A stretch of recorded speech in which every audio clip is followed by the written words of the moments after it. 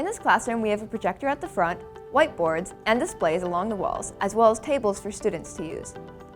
First, you will need to locate the control panel on your podium. On the screen, it will say "Swipe to begin." Once you do this, all of the displays along the walls of the classroom will turn on, and the projector at the front will come down. The overhead document camera attached to the podium will turn on as well.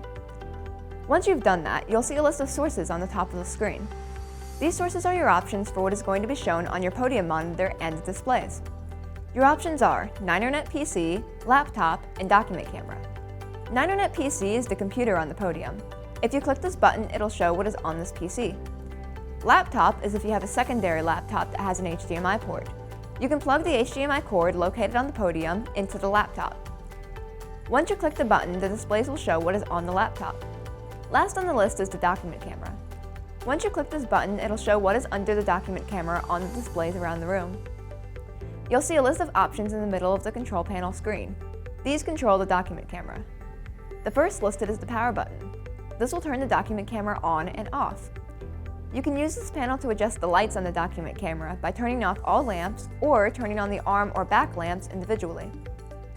You can also use this panel to zoom the camera in or out, rotate the image, or freeze the image. There are also buttons on the document camera itself to control these features. On the right side of the screen, there are display controls. The first option is Mute Video. This hides what is on the podium PC from the displays around the room. Next is System Tools. This is your control for the power to each display individually and the projector. Display Input is next. This is where you can control what is routed to each display. You can either display the podium, or if you have a secondary laptop connected with the HDMI cord, you can display that. You have the option to display to each screen individually, or one of the sources to all screens at the same time.